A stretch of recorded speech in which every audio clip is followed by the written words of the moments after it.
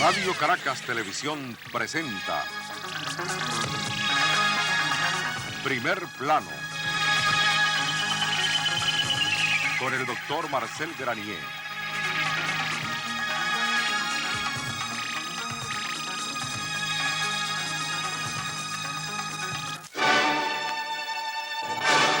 ...12 de marzo de 1979... Carlos Andrés entrega la presidencia, Luis Herrera la recibe. Alguien dice en Sotaimar, es la hora de David. Y David Morales Bello, el adeco más odiado por Rómulo, se lanza. Callado, frío, cerebral, preciso. David trabaja. Cuando Carlos Andrés fue presidente, él iba a Relaciones Interiores. Rómulo lo vetó. Rómulo aquí, Rómulo allá. El bloqueo perpetuo. Pero Morales cae y se levanta. Y cae y se levanta. Y cae y se levanta, siempre preciso, controlando sus actos, sus reacciones. Abogado ladino, dice Rómulo, le temen. Hablan de la tribu de David, larguísimos tentáculos tribunalicios que lo penetran todo, eso dicen. David nació en Guayana, en Ciudad Bolívar, en diciembre de 1924. Se doctoró en 1950 en Ciencias Políticas. Ha sido maestro, profesor, locutor, conjuez, pero por encima de todo, David Morales Bello es penalista, temible abogado penalista, y político, temible político. Teje redes tupidas como la de 1960, unido a la Procuraduría y a la Fiscalía. En ella cayó Marcos Pérez Jiménez y fue extraditado y hecho preso. Morales es activo, defiende causas difíciles como cuando las fragatas. Como a Héctor Silva cuando en el Inos lo acorrala Musi Abraham. Como a Carlos Andrés cuando él cierra Nevada, dicen. Autor intelectual del canachazo, dicen. Cerebro del ascenso de Lucincha a la Secretaría General, dicen. Siempre dicen de David Morales Bello. Ahora llegó la hora de David. Quiere ser presidente. Incansable, ha recorrido todo el país. Fue quien sacó más votos en la última Convención de Acción Democrática. Más que Lucinchi. Y que Izaguirre. Y que Canache. Más que Lepage. Más que Sánchez Bueno. Rómulo se mueve. El buró sindical apoya a Lucinchi. El movimiento casi aplasta a Morales, pero el hombre se levanta, se mueve. De Rómulo dice... He dicho y lo quiero reiterar que si la renuncia a la aspiración a la candidatura presidencial se puede traducir en muchos años de vida para el compañero Betancourt, eso sería lo único que a mí me aconsejaría renunciar. David Morales Bello está con nosotros esta noche en Primer Plano. Buenas noches, amigos. Nuestra primera pregunta para el doctor Morales Bello tiene que ver con unas declaraciones que yo considero de la mayor gravedad, formuladas por el expresidente Caldera hace 2 días. En una reunión con los jóvenes de Copey, el expresidente Caldera alertó sobre los peligros que acechan a la democracia en Venezuela actualmente. Dijo que la crítica al gobierno se había ido convirtiendo en crítica a los partidos y la crítica a los partidos en crítica a la democracia. Que hoy en día mucha gente, cada día más, culpaba a la democracia de todos los males, la calificaba de incapaz para resolver los problemas del país. Y recordó el ejemplo patético de Uruguay, que de haber sido la Suiza de América, la gente empezó a quejarse, terminaron cayendo en los golpes militares y hoy en día es uno de los países más frustrados de nuestra América. ¿Qué opina usted de estas declaraciones del expresidente Caldera? Bien, buenas noches para todos. Marcel, yo por supuesto no pienso igual al doctor Caldera. Considero que efectivamente el sistema democrático de gobierno establecido en Venezuela está pasando por un momento difícil, pero no creo que sea en razón a comentarios que pudiéramos leer en la prensa, leer en las revistas, escuchar por televisión o por las radios. Yo creo que el mayor descrédito que actualmente se le causa al sistema democrático es por culpa del actual gobierno. Yo pienso que el actual gobierno es una especie de correa de transmisión que le está ya transmitiendo al sistema democrático su propio deterioro. Ha llegado el gobierno a tan baja aceptación que las críticas que durante un año, año y medio se hicieron contra el gobierno, ahora se están convirtiendo en serias críticas contra el sistema. ¿Y usted no teme que eso pueda provocar un desmoronamiento del gobierno y por ende el fin de la democracia? Sí lo temo, por eso estoy en una prédica constante para tratar de ayudar al gobierno, haciéndolo ocuparse de lo que debe hacer, Considero, por ejemplo, que esta ida del presidente Herrera Campins para el Brasil es realmente algo desaconsejable. En momentos cuando yo vengo del estado portuguesa, llegué apenas esta tarde, allá en su estado natal, aquello es terrible, las casas destruidas, los puentes llevados por los ríos crecidos, las siembras perdidas, incluso en Biscucuy, que es una ciudad que vive del central cafetelero, la gente está desesperada porque el central se desplomó, las escuelas cerradas, los liceos sin funcionar, no hay agua en la ciudad, y mientras esto ocurre en el estado natal del presidente, el presidente se va de viaje para el Brasil. ¿Qué puede estar pensando en este momento la gente que habita en el estado portuguesa? Tiene que estar pensando muy mal de la democracia, porque dicen que la democracia sirve para que el presidente Herrera se vaya de paseo para Brasil, pero no sirve para resolverle el problema a la gente que perdió sus casas, a la gente que perdió sus camas, a la gente que está incluso sin ropa y sin zapatos y que no tiene dónde trabajar, que perdió las siembras de café, porque al presidente eso pareciera no interesarle. Allí, Marcel, es donde yo creo que está el mal, y por consiguiente estoy en una campaña constante para ayudar al gobierno, para contribuir con el gobierno a fin de que se dé cuenta que su función es la de trabajar en beneficio colectivo y de esta manera tratar de llevarlo adelante para que lleguemos a diciembre del 83. Ahora bien, el presidente, de acuerdo a la Constitución, también tiene una responsabilidad de dirigir las relaciones internacionales.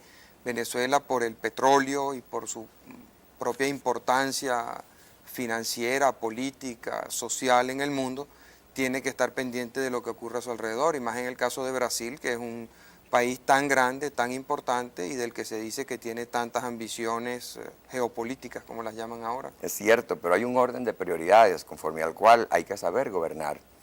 En momentos cuando el país requiere la presencia integral de su presidente y de su gobierno, no puede el presidente asignarle mayor importancia a otras cosas que pueden perfectamente esperar. Además, yo leí por la prensa, si mal no recuerdo, en el diario de Caracas esta mañana, que el presidente iba a hacerle propaganda a la democracia en el Brasil. ¿Usted cree que se la debería hacer en Venezuela? Debería hacérsela en Venezuela, exactamente. Por otra parte, yo pasé al estado portuguesa después de haber estado en el fin de semana en el estado Táchira, y allí vi algo, Marcel, que bueno, creo que yo te merezca fe y no vas a poner en duda mi seriedad, que yo no lo podía creer. Hubo una manifestación colectiva de toda la ciudadanía en San Cristóbal, protestando contra el gobierno y protestando contra el Instituto Nacional de Obras Sanitarias. ¿Sabes tú quién encabezó esa manifestación? El gobernador del estado. Yo decía a un periodista que me preguntó que las cosas estaban tan graves en este país que ya el gobierno trataba de no parecerse a él mismo. Se está disfrazando de oposición. Por supuesto, si el gobierno no trabaja y si el gobierno ni siquiera atiende sus responsabilidades y se pasa para el lado de la oposición, el ahuecamiento de la fe popular es terrible. Y eso es, a mi modo de ver, una de las cosas peores que está ocurriendo en este país. Yo sí es verdad que estoy alarmado, no estoy en Caracas divirtiéndome ni pasando el tiempo, estoy viajando por todo el país. En cuestión de 3 meses ya he recorrido toda la geografía nacional y el mapa político, social y económico que me he formado es realmente alarmante. Por eso deseo ayudar al gobierno a fin de que no vaya a este gobierno a sucumbir por su propia irresponsabilidad y no vaya a dañar el sistema democrático. Hay que ayudar al gobierno, hay que hacer que el presidente Herrera se ocupe de reunir sus ministros, de recibirles cuenta, de llamar a los gobernadores de Caracas, de oír lo que los gobernadores plantean, de estar pendiente de las cosas que están ocurriendo en el interior del país. Es decir, que llene el vacío que se está creando, porque hay mucha gente que cree que aquí no hay gobierno, y eso es muy grave. Pero usted hacía una alusión hace un momento muy interesante al problema del INOS y la actitud que había en el Táchira. Hoy el Instituto Nacional de Obras Sanitarias, el INOS, publica un remitido en toda la prensa nacional en donde dice lo siguiente: este instituto ha visto con preocupación que entes privados han instado de manera irresponsable a la colectividad a incumplir lo previsto en la expresada resolución. La resolución es en la que aumentan exorbitantemente las tarifas, lo cual constituye una flagrante violación de disposiciones constitucionales que estipulan como un deber ciudadano el cumplir las disposiciones legales emanadas de organismos competentes para dictarlas. Pues que incluya ahí a entes públicos. O sea, ¿usted cree que el gobernador del estado Táchira encabezó la manifestación en San Cristóbal? Y creo que eso lo hizo. ¿Qué opina usted de esa manifestación? Yo creo que fue tan justa que el gobernador no pudo esquivarla. porque lo que ocurre con el Instituto Nacional de Obras Sanitarias es que cada día el servicio es peor y pretenden aumentar la tarifa como la han aumentado sin garantizar a la ciudadanía que realmente el monto de las facturas se va a corresponder con el consumo. Pero eso está ocurriendo con todos los servicios públicos y la gente no protesta. Pues vamos a tener que está protestar. ocurriendo en el Táchira? ¿Qué hay de especial en el estado Táchira que se ha producido esta reacción? Aquí en Caracas yo recuerdo, aumentaron las tarifas del aseo urbano, que es muchísimo peor que el Linos. Sí. O sea, como calidad de servicio es mucho peor. Y bueno, la gente las aceptó y las debe estar pagando, porque yo no veo que el IMAU esté haciendo manifestaciones de estas. Pues yo creo que puede venir algo por allí, porque la gente tiene su capacidad de resistencia. Y sinceramente considero que poco a poco los encargados de llamar la atención de la ciudadanía y de recordarle a la ciudadanía que si se cruza de brazos el gobierno no va a atender los problemas ni a resolverlos, entonces esto va a ir produciendo sus ecos positivos. Allá en el Táchira yo pienso que la manifestación ocurrió porque FETRA Táchira es un organismo que funciona muy bien. Está presidido por Federico Ramírez León, que es un hombre que tiene un gran sentido de la responsabilidad social, la responsabilidad colectiva y la responsabilidad sindical. Y fue FETRA Táchira la que hizo la invitación inicial, que luego fue seguida por la Asamblea Legislativa. Y ya te digo, pues, incluso el propio gobernador se hizo eco de ella. Hace falta que donde quiera que haya organismos capaces de orientar seriamente a la colectividad, estos organismos motiven para que la colectividad contribuya a que el gobierno se ocupe de resolver los problemas sociales.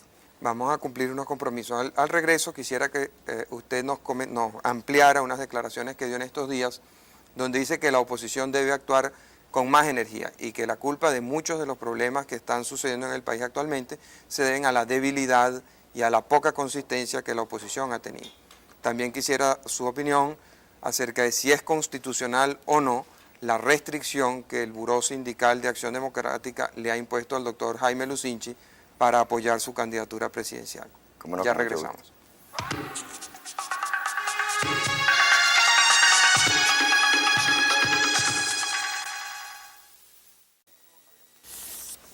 Hace un momento habíamos dejado dos preguntas pendientes. La primera se refiere a unas declaraciones que usted dio. La primera de las preguntas se refiere a las declaraciones que usted dio sobre la necesidad de que la oposición actúe con más energía. Sí, eso fue con motivo de haber estado yo de visita en el estado Anzoátegui, en Aragua de Barcelona.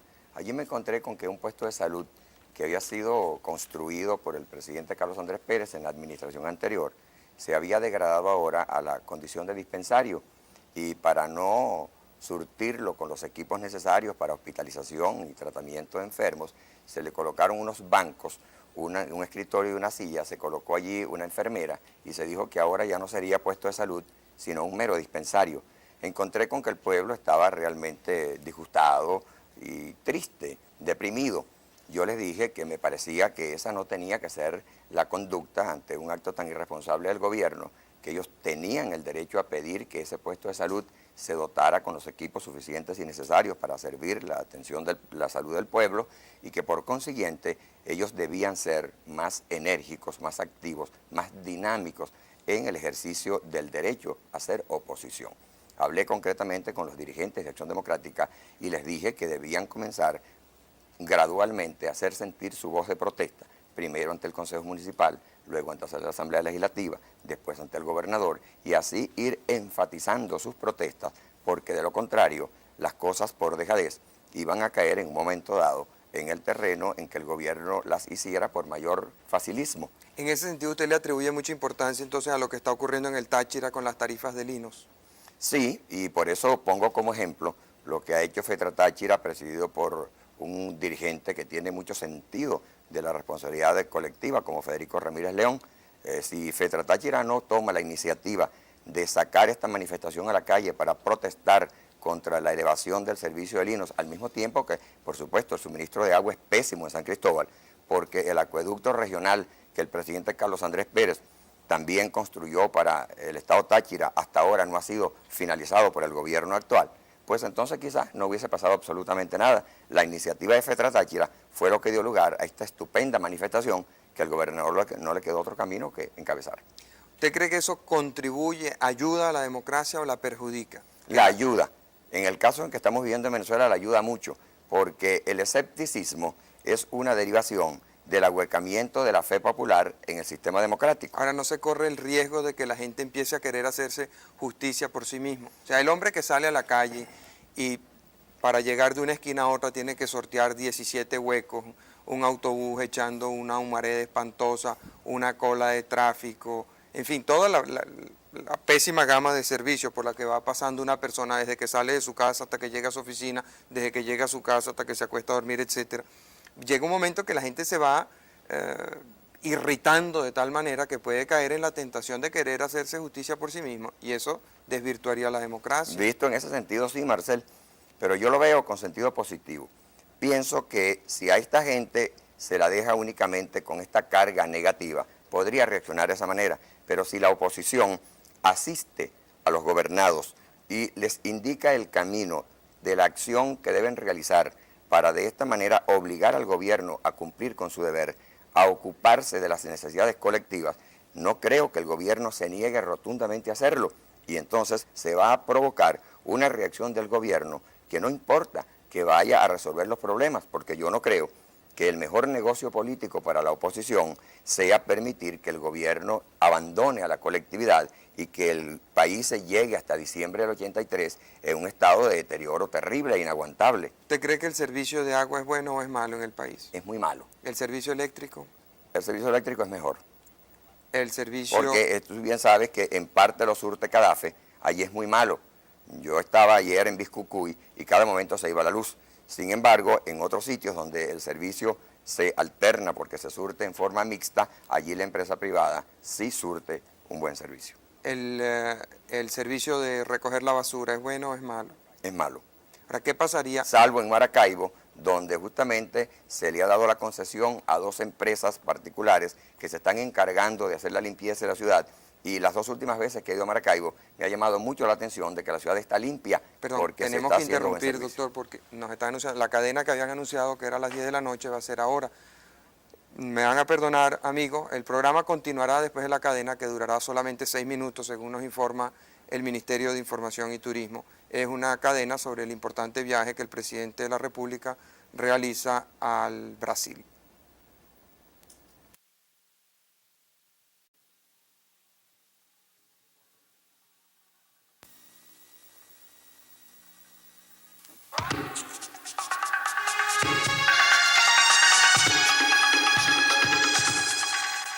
Hace un momento, antes de la cadena, usted me estaba diciendo que la calidad de la mayoría de los servicios públicos en la mayor parte del país es bastante mala. ¿Qué pasaría si la gente asumiera la misma actitud que está asumiendo la gente del Táchira con relación a Linos y resolviera, basándose en ese viejo aforismo jurídico, que como no recibe servicio, lo recibe muy malo, no paga? Eso sería el caos. Sí, pero no bastaría con esto. Yo pienso que hay que hacer una protesta activa. ¿Y cómo es una protesta activa? Pues irla graduando, como le decía yo a la gente de allá del Agua de Barcelona y como también le dije a los de Valencia. Yo estuve en Valencia exactamente 2 días después del acto el show que llamaron el Pepazo. Y entonces aquella gente estaba alarmada con lo que ¿Qué era había eso? visto. La concurrencia de personas que llegaron a celebrar los 51 años del ministro de Relaciones Interiores a Valencia. Y me mostraron páginas completas de los periódicos encabezadas por avisos oficiales del gobernador expresando la complacencia gubernamental porque el ministro del Interior estuviese celebrando su cumpleaños allá en Valencia. Un aviso oficial del director de Tránsito Terrestre cambiando todo el flechado de la ciudad para servir también aquello. Declaraciones del gobernador del estado Zulia diciendo que él se enorgullecía con haber ido a la cabeza de 1000 participantes que habían venido desde Maracaibo, y noticias donde se decía que cada uno había recibido 600 bolívares de viático. Entonces yo le decía a la gente de Acción Democrática allá en Valencia, pero bueno, es que yo no creo que aquí lo procedente sea conversar esto y mantener una especie de guerra de rumores. Aquí hay que plantear seriamente la denuncia de que aquí está políticamente renaciendo una época que se corresponde con la del gomecismo. Y por otra parte, esto, ¿por qué? Porque esos aclamacionismos no se veían en Venezuela desde la época de Gómez, eso de un gobernador publicando un aviso de prensa diciendo que la gobernación se complace en expresar públicamente sus felicitaciones al ministro porque está cumpliendo años, y un aviso oficial, República de Venezuela, Gobernación del Estado Carabobo. Yo no quiero parecer cínico, pero si uno lee a González Ginán se da cuenta que en Venezuela lo que ha sobrado han sido adulantes siempre. Sí, y uno no puede prestarse, así sea por la vía de la omisión, a que esas cosas se repitan. Entonces, mi tesis es la de que la oposición tiene que plantear en forma debida, con mucha seriedad, pero también con proyección hacia la colectividad, sus quejas y no mantenerlas a puertas cerradas, porque así no se van a solucionar las cosas. Quisiera referirme ahora un poco al tema interno de Acción Democrática, que mucha de la gente que ha estado llamando por teléfono se refiere a este tema y en verdad es importante. A mí me llamó mucho la atención las condiciones que el Buró Sindical le puso al doctor Jaime Lucinchi para ofrecerle su apoyo. Yo entiendo que, o sea, me parece razonable pues, que pidan posiciones y determinadas actitudes, pero mucha gente ha cuestionado la constitucionalidad de una de las condiciones que le pusieron al doctor Lucinchi, concretamente la de que él va a seguir sometido a disciplina partidista. Hay una especie de contradicción. La Constitución dice que el presidente de la República es el jefe del Estado, es el jefe del Poder Ejecutivo, él hace una serie de nombramientos y si él está sometido a una disciplina partidista, entonces él ejercería todas esas funciones no a título personal, sino por mandato de otro. Eso es constitucional. ¿Usted está de acuerdo con eso? Yo no puedo negarme como el estudioso del derecho que soy. No hay duda que eso choca con los principios de la Constitución venezolana y con la organización política y jurídica de nuestro país. Pero pienso que el planteamiento fue de carácter político. Quienes lo hicieron, por supuesto, no se pasearon por el aspecto constitucional, sino que estuvieron pensando en que si un partido gana las elecciones, este partido debe tomar una participación mayor en la conducción de la política misma. No creo que la idea hubiese sido la de sustituir al presidente como jefe del Estado para ejercer el gobierno detrás de bastidores y desde el asiento del partido, sino que lo que se quiso fue expresar una especie de deseo colectivo de tener una participación más efectiva, pudiéramos decir, en la conducción de la política general, porque no es de creer que pudiera estarse planteando así públicamente desconocer, sustituir o de alguna manera transgredir el orden constitucional establecido en Venezuela. Ahora, ¿por qué usted como candidato o precandidato de Acción Democrática le teme tanto a la candidatura de Lucinchi? Bueno, yo no tengo ningún temor a la candidatura de Lucinchi. De tenerle temor estaría en una actitud diferente a la que mantengo. Lo que pasa es que tenemos nuestros métodos diferentes, tenemos nuestros estilos diferenciados y Jaime se comporta de una manera, yo de otra, pero ni él está dando la sensación de separarse de la idea de la candidatura y yo no creo estarla dando tampoco. Esta mañana oía una entrevista que le hacían en Radio Portuguesa donde le decían que usted estaba un poco como el Mocho Hernández, siempre enmontado.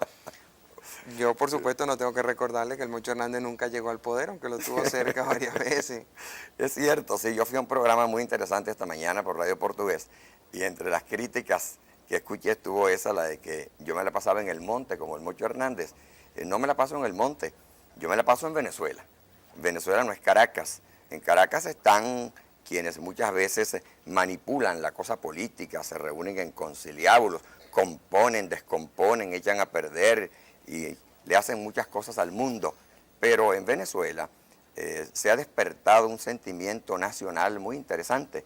Yo diría que yo estoy ganado por la tesis de la nacionalización de la política y le veo con mucho respeto su posición a los que viven más allá de Caracas, arrancando por los Teques y terminando en los Andes, en Guayana o en el territorio Amazonas o del Tamacuro. Para mí los venezolanos, donde quiera que están, tienen su valía, tienen sus derechos, tienen su importancia y tienen su dignidad. Esto es lo que me ha llevado a mí a estar recorriendo ya el país por segunda vez en cosa de 6 meses. Y además estoy contentísimo, Marcel, de hacerlo así, porque yo creía que ya tenía una noción completa del país. Y me encuentro que no es verdad, me faltaba todavía mucho por conocer, y eso que yo recorrí el país cuando era jefe de campaña de Carlos Andrés Pérez.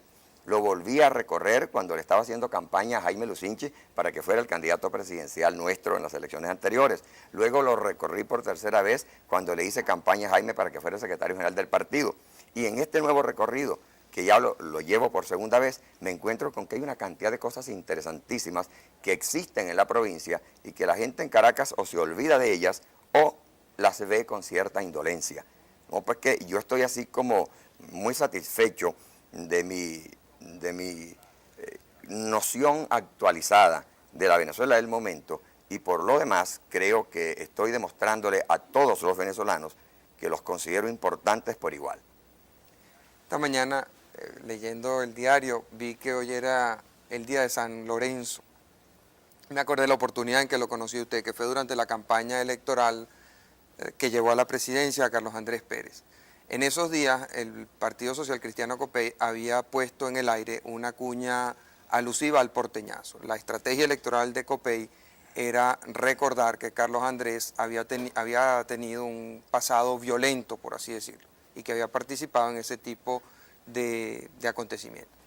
Él me llamó y me dijo que él quería contestar esa cuña por la televisión, pidió un espacio que Radio Caracas le cedió, y recuerdo que vino esa noche acompañado por usted, por Luis Piñerúa y por Augusto Malavé Villalba, y me llamó mucho la atención el equipo. Era muy disímil, era muy distinto al equipo electoral de Copey, que eran todos jóvenes, profesionales, técnicos, y cuando me quedé reflexionando sobre aquello, que fue una noche muy tensa y de mucha presión, pensé que lo que más me llamaba la atención del equipo era que todos eran presidenciables, y la impresión que uno tenía era estar un poco en una jaula de tigres, ¿no?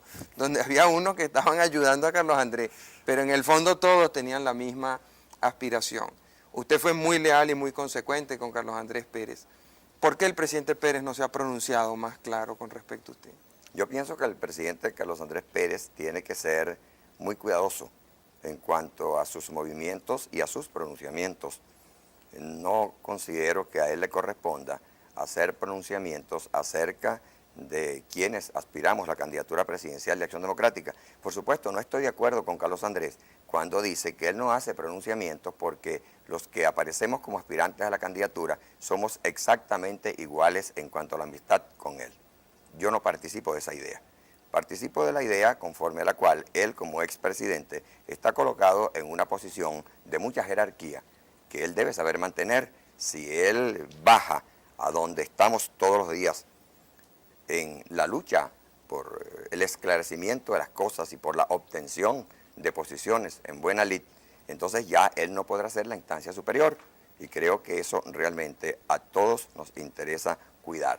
De modo que yo estoy muy contento con que el presidente Pérez no haga ningún pronunciamiento, pero repito, no me convence que no lo haga porque todos seamos exactamente iguales amigos de él. Hay unos principios para mí de mucha mayor entidad, como ese de preservar la jerarquía, que en política vale mucho, y yo creo en la jerarquización de las instituciones y de las personas. Vamos a cumplir unos compromisos. Al regreso quisiera que siguiéramos este tema y me dijera por qué entonces hay tantos Carlos Andresistas importantes, notorios, apoyando a Jaime Lucinchi. Y una pregunta que mucha gente se hace: si ustedes en Acción Democrática, con esta lucha interna por la candidatura, no temen una división del partido. Ya regresamos.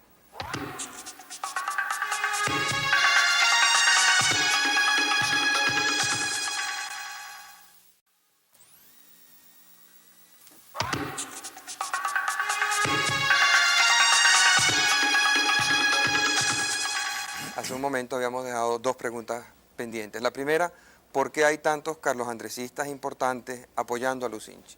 Ni tanto, porque yo no lo apoyo. Yo lo apoyé, ahora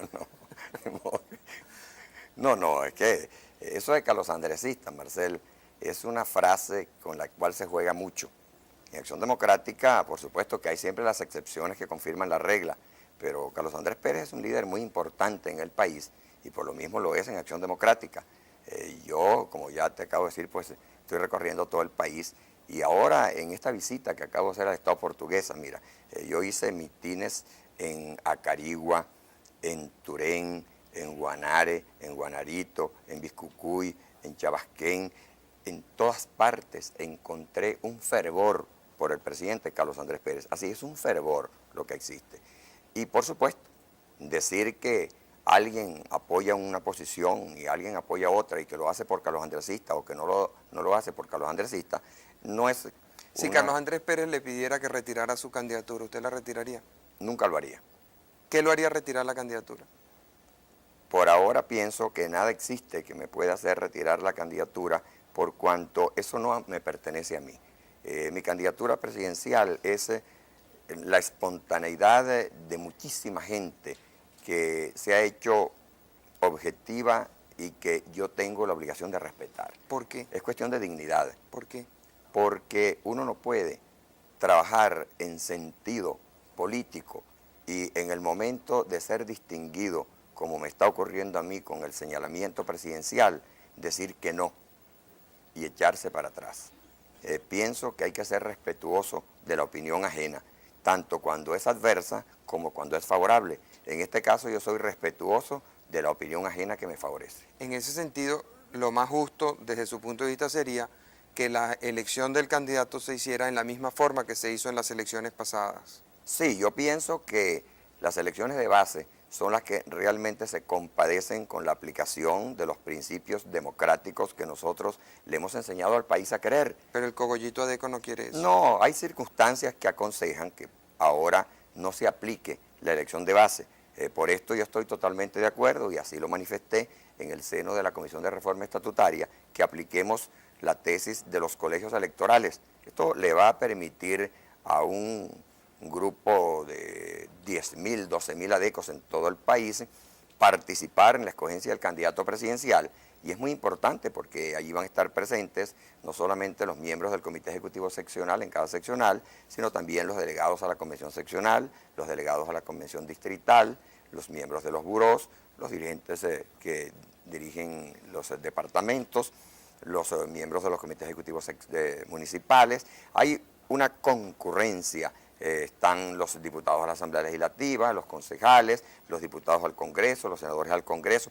Hay una participación bastante masiva que va a asegurar un resultado incontrolable por parte de alguien o de algo. Y creo que eso es sano, porque cuando hay una escogencia, es muy importante que la escogencia se realice entre varios, que no haya una imposición. Y también es muy importante que el cuerpo electoral sea numeroso, porque con eso asegura la sinceridad de los resultados que se obtengan. Ahora, la impresión que uno tiene desde fuera de Acción Democrática es que la alta dirigencia de Acción Democrática, la mayoría de la alta dirigencia de Acción Democrática va a hacer lo imposible para frenar su candidatura. Así sea lo que sea. Bueno, entonces habría que preguntar, ¿en razón de qué? Porque De que no les gusta a usted. Yo no les gusto. Pues me voy a tener que poner un luto largo, ¿sabes? Eso sí que me duele, porque imagínate tú, ¿no? Después de haber pasado toda la vida en un partido político, de haber entrado allí con el pelo completo y estar ahora sin pelo y con los que me quedan blancos, llegar siquiera a escuchar que mis compañeros de partido pudieran de alguna manera estar dando la sensación de que no me quieren. Pero eso no es así, Marcel. Mis compañeros de partido son todos, tanto los miembros del Comité Ejecutivo Nacional como los miembros de los comités ejecutivos seccionales, como de las municipales, de las locales, de todas partes. Mira, te voy a narrar algo que es interesantísimo. Yo hube de apresurar mi regreso esta tarde desde Acarigua, porque estaba pendiente de asistir a un acto de graduación de una promoción de bachilleres en ciencia que resolvió denominarse David Morales Bello. Llegué allí y me encontré con que 49 personas, todos trabajadores de servicio de enfermería, habían hecho su curso de bachillerato por el Parasistema y espontáneamente optaron por mi nombre. Fui allí a conocerlos a todos. Parece mentira, pero nunca había visto a uno solo de ellos antes. Y al terminar de saludarlos, la mejor sorpresa fue de que no solamente eran 49 venezolanos que de alguna manera admiraban a David Morales Bello y querían darle una demostración de amistad, de afecto, sino que eran 49 militantes de Acción Democrática, de diferentes parroquias de Caracas, de situaciones bastante disímiles y sin embargo concurrentes en que le daban el nombre de su promoción a David Morales Bello, porque era una manera de expresar que se solidarizaban conmigo y con lo que se conoce que es la promoción de mi candidatura presidencial. Esos son adecos, de modo pues que si esos adecos me quieren, no hay razón para decir que los adecos no me quieran. Y ayer, cuando yo estaba en Chabasquén, caminamos por la ciudad durante 45 minutos. Por eso esta noche no hubo que maquillarme mucho acá, porque yo vine maquillado por el sol. Y allí me di cuenta que me recibieron a la entrada de la ciudad de unas 800, 900 personas.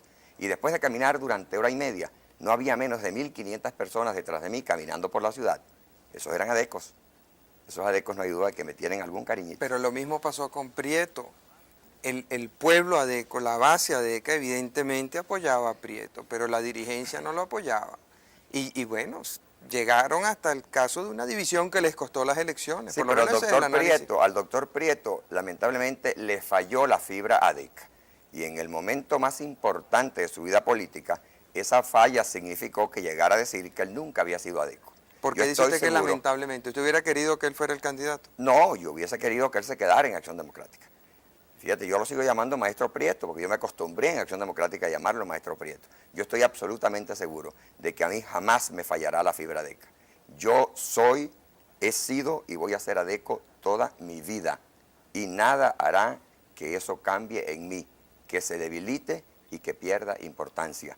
Por esto mismo, yo estoy absolutamente seguro de que jamás me ocurrirá lo que le ocurrió al Maestro Prieto. Pero lo que eso le ocurrió a garantiza su tantos derrota, otros. porque al saber sus adversarios que usted va a anteponer los intereses de Acción Democrática por encima de todo, ya saben que lo pueden aplastar. Pues no, todo lo contrario. Yo considero que si yo tengo que pagar el precio de no perder mi condición de adeco por cualquier situación, no hay duda que ese precio yo lo pago a gusto, porque yo me realizo siendo adeco y ninguna otra circunstancia me va a satisfacer esa gran falta que sería en mí la condición de adeco. Hace algunos meses, Alfredo Tarre Murci dijo en este programa que Jaime Lucinchi se parecía muchísimo al presidente Luis Herrera Campins. ¿Qué opina usted de eso? No, no creo que se parezcan. Bueno, eso dijo Tarre Murci. Sí, pero yo siempre he pensado de manera diferente a Terry Murci, ¿Por qué no se le parecen? porque son dos personas completamente diferentes. ¿Por qué adversa usted a Lucinchi? No, yo no adverso a Lucinchi. Yo concurro, al igual que lo hace Lucinchi, en búsqueda de la candidatura presidencial de Acción Democrática. Nosotros en Acción Democrática nos definimos como un partido democrático, pluralista, que garantiza la democracia competitiva externa e internamente.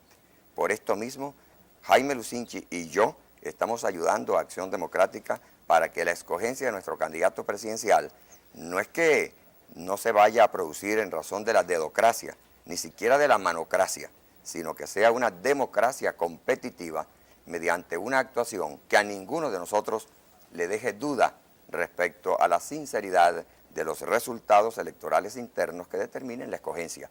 De modo que, así como yo no creo que Jaime me esté adversando a mí, yo garantizo que yo no adverso a Jaime. Yo estoy de acuerdo con quienes dicen que yo sería un gran candidato presidencial de Acción Democrática, en sentido positivo. Yo quisiera referirme más tarde a eso, porque usted cree que sería un gran candidato.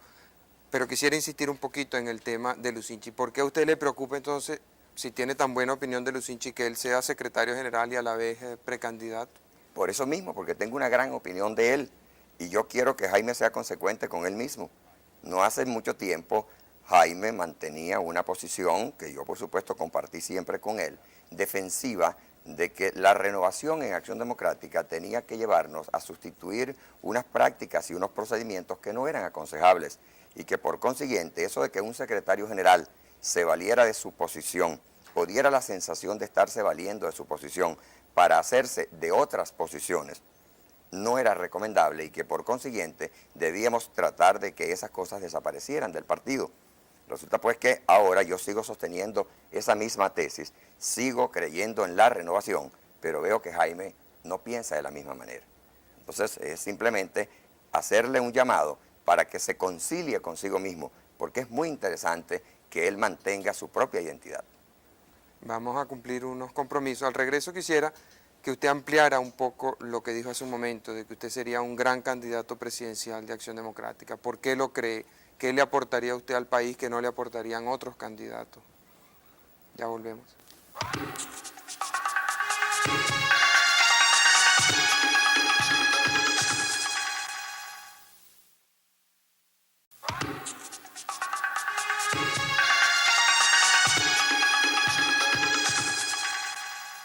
Antes de insistir en la pregunta que había dejado pendiente, yo quería agradecerle a la multitud de oyentes que se han molestado en llamar por nuestros teléfonos y han formulado preguntas. Yo he tratado de recoger el espíritu de la mayoría de esas preguntas, pero son tantas que la verdad es que se hace difícil. Aquí hay una simpática que quisiera repetirla textualmente. Dice una televidente que usted dice haber recorrido el país con el ánimo de ayudar al presidente. Y se pregunta si no será que usted tiene muchas ganas de pasarse al gobierno. Sí, como no, si estoy pasado completo. Se me nota. No, yo creo que el gobierno está necesitado de ayuda. Y como COPEI no lo quiere ayudar, creo que nosotros los ADECOS debemos ayudarlo.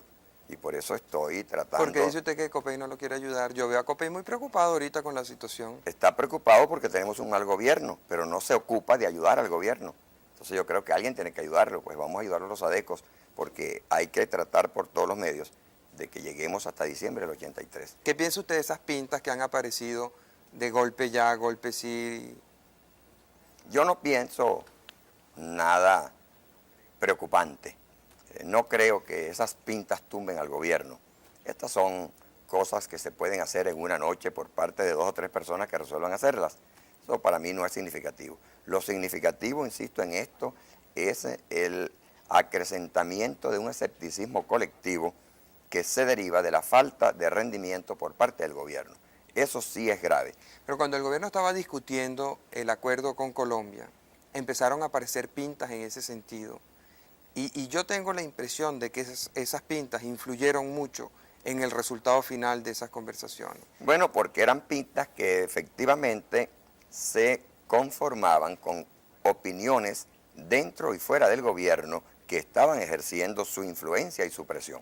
De modo que no fueron las pintas eran el eco de las presiones internas. ¿Y qué diferencia había entre gobierno. esas pintas y estas de ahora? De que ahora no hay dentro del gobierno esos amagos de golpe que dicen los letreros. El ministro de Fomento declaró hace poco que había una campaña de terrorismo psicológico contra el gobierno y que parte de esa campaña venía de dentro del mismo gobierno, hasta el punto que el secretario general de COPEI le llamó la atención y le dijo de una manera muy diplomática, como dice Eduardo Las Cosas, le dijo que era muy falta de tacto. Sí, es cierto, yo leí ambas cosas, pero él no se refería a una actitud golpista, sino a una actitud de descrédito.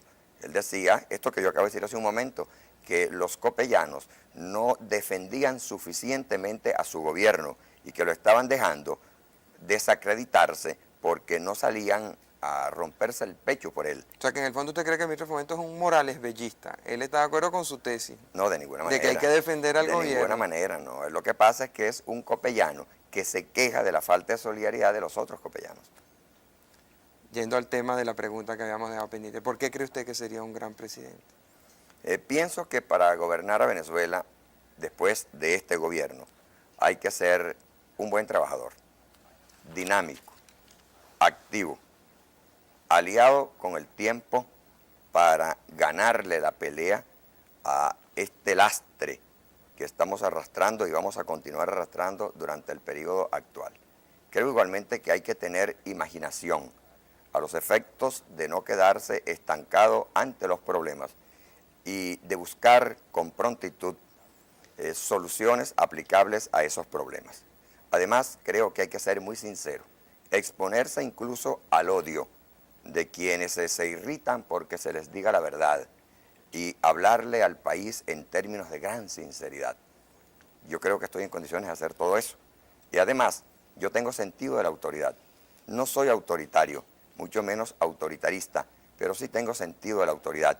Y una de las grandes fallas que Venezuela en este momento está acusando es que el gobierno carece de autoridad, no se hace respetar. Desde luego que en gran parte es porque no rinde, no trabaja, pero también porque no se siente la homogeneidad gubernamental que es indispensable para que los gobernados vean con respeto su gobierno. El respeto hay que saberlo inspirar y este gobierno no sabe hacerlo. A veces se lo ve que presiona que coarta incluso, que amenaza, pero no es capaz de inspirar respeto. Yo pienso que el presidente de la República debe saber inspirar respeto. Y ante estos esquemas no me siento extraño a ellos. Aparte de que ¿Por qué yo cree usted que su precandidatura inspira tanto odio? En torno a su persona hay una campaña de odio profunda en el país, yo siento. Pero hay una campaña de simpatía, de adhesión y de promoción. Yo no lo que niego, es pero sumamente interesante. es verdad, pero ¿por qué existe la campaña de odio? ¿Por qué no hay campaña de odio en torno a Lucinchi? Bueno, no sé realmente por qué, pero la mía me la explico porque yo soy una persona que plantea las cosas en términos claros. Yo decía recientemente en un meeting que si Acción Democrática necesita un candidato para el apaciguamiento, confieso que no sirvo para eso.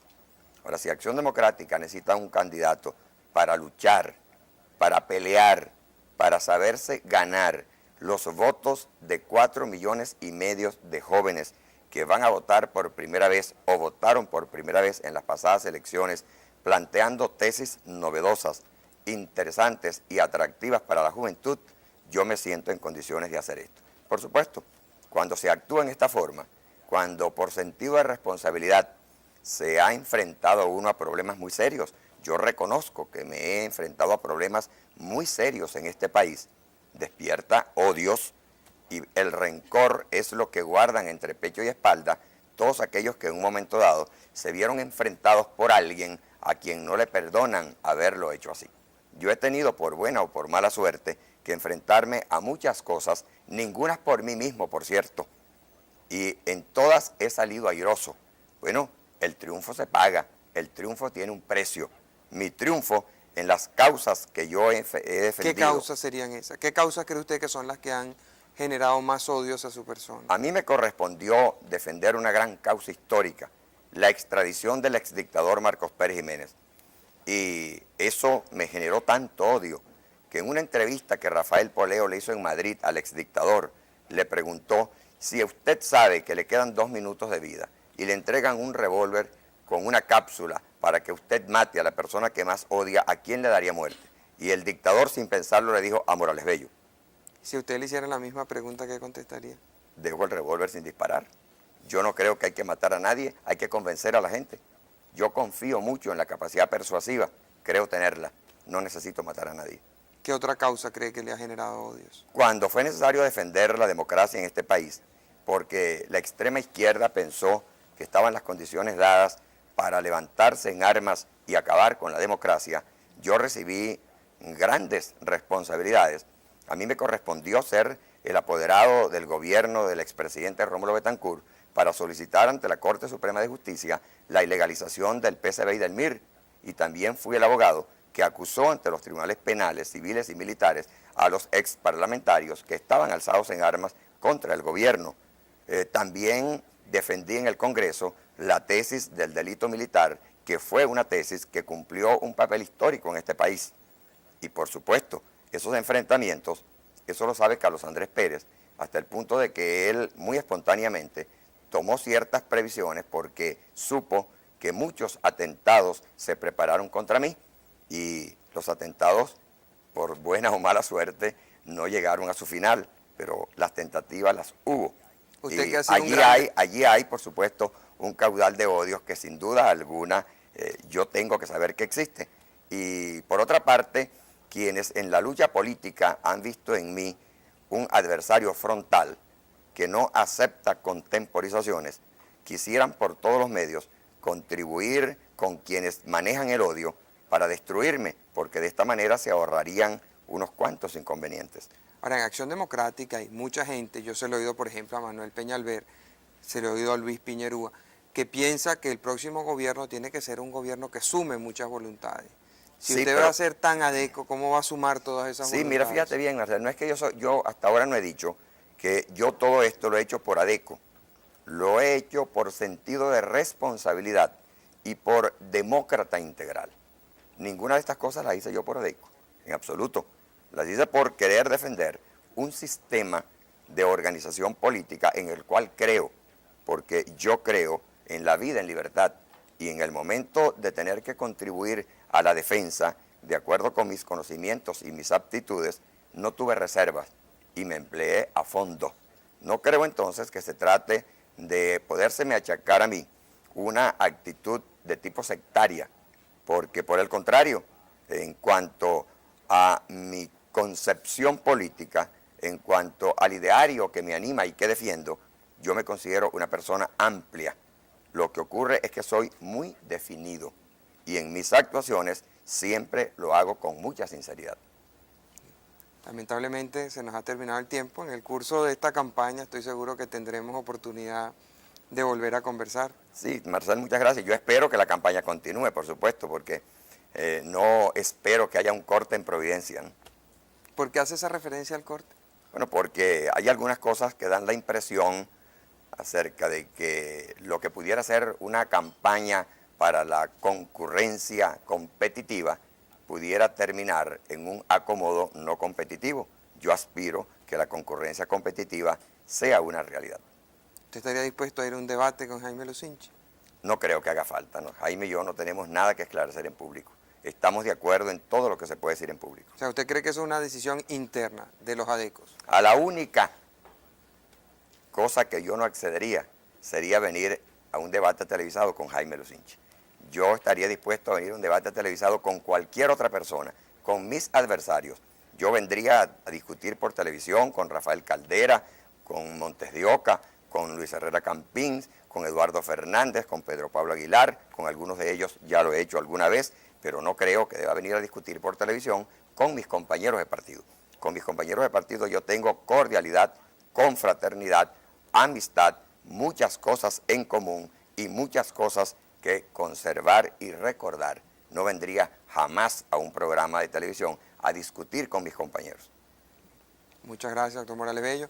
Muchas gracias, amigos, y muy especialmente a aquellos que nos han ayudado enviándonos sus preguntas. Hasta el próximo lunes, donde, como de costumbre, nos veremos a las 10 de la noche. Hasta entonces.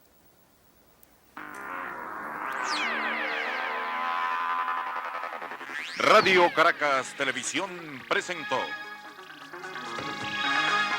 Primer Plano con el doctor Marcel Granier.